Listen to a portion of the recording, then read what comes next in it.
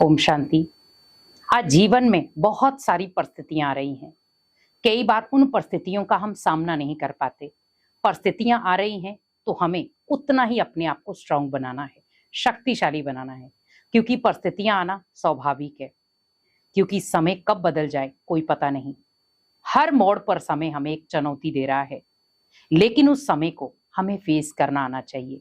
हर परिस्थिति को हमें हमेशा एक मजबूत और पावरफुल तरीके से फेस करना है, क्योंकि अगर परिस्थिति आई है तो जाएगी भी, समय अगर आया है तो जाएगा भी। लेकिन उस समय के पीछे हमें उस समय को नष्ट नहीं करना है, क्योंकि आज व्यक्ति सोच रहा है मेरे पास बहुत समय पड़ा है, मैं दुनिया का हर एंजॉयमेंट कर लूं, दुनिया की हर चीज घूम लूं। लेकिन आप ध्यान रखें, आप दुनिया के हर स्थान को घूम कर आ जाओगे, लेकिन अगर आपने अपने आंतरिक जगत को ही नहीं घूमा कि आपके मन को क्या चाहिए, तो आप कभी भी शांत नहीं रह पाएंगे और परिस्थितियों में खुद को हमेशा कमजोर महसूस करेंगे।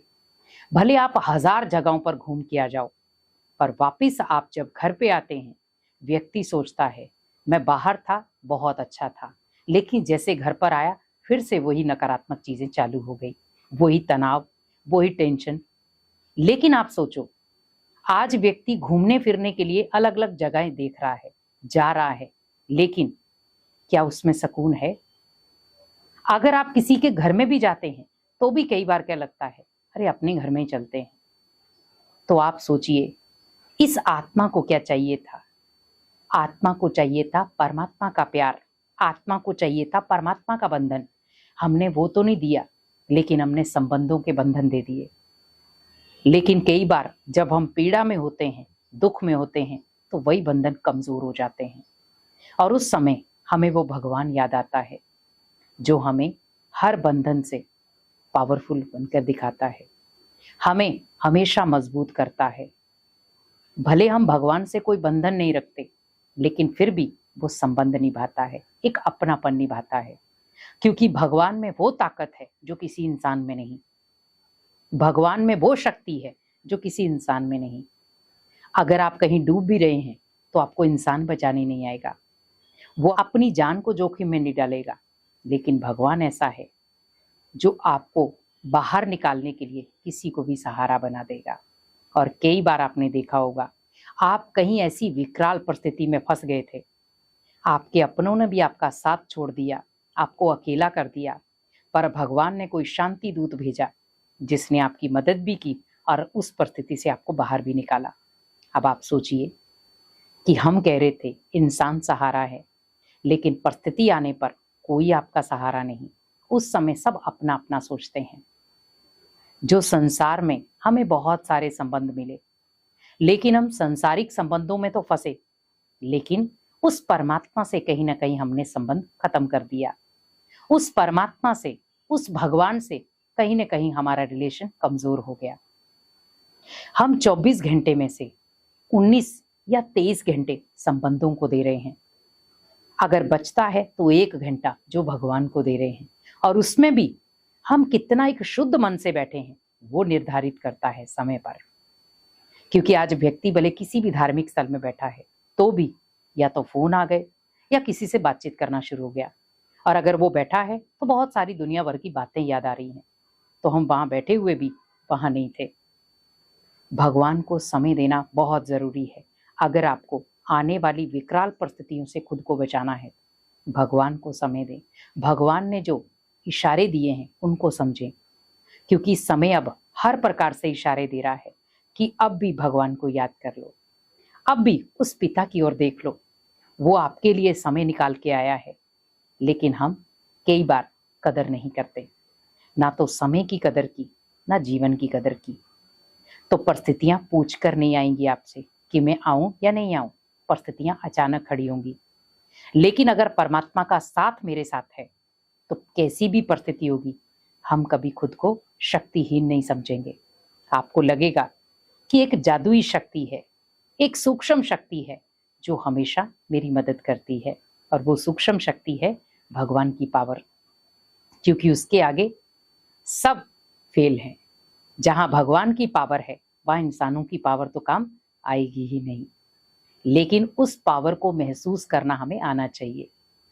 अगर हर परिस्थिति से खुद को बचाना है तो ये 2 कर्म करें। पहला, भगवान का ध्यान, क्योंकि जब आप भगवान का ध्यान करते हैं तो आप आंतरिक रूप से बहुत पावरफुल बन जाते हैं, जो आज व्यक्ति के पास समय नहीं है। आज व्यक्ति को कहा जाए थोड़ा सा भगवान के ध्यान में बैठा करो, थोड़ा ध्यान लगाओ, मेडिटेशन करो, थोड़ा भगवान के लिए भी समय निकालो, तो इंसान के मुख से एक शब्द निकलता है, मेरे पास समय नहीं है। जब आप सोचो आपके लिए, आपके पास भगवान के लिए समय नहीं है, तो इंसानों के लिए समय कैसे निकल रहा है? आज व्यक्ति इंसानों के साथ घंटों घंटों बातें करके गुजार देगा, लेकिन अगर वो बात आए भगवान के ऊपर बातें करने की, कि भगवान के घर में जाकर आपको सेवा करनी है या भगवान से मन की बातें करनी है, तो कई बार हम बोर हो जाते हैं। अरे कौन करे, मेरे पास इतना टाइम नहीं है।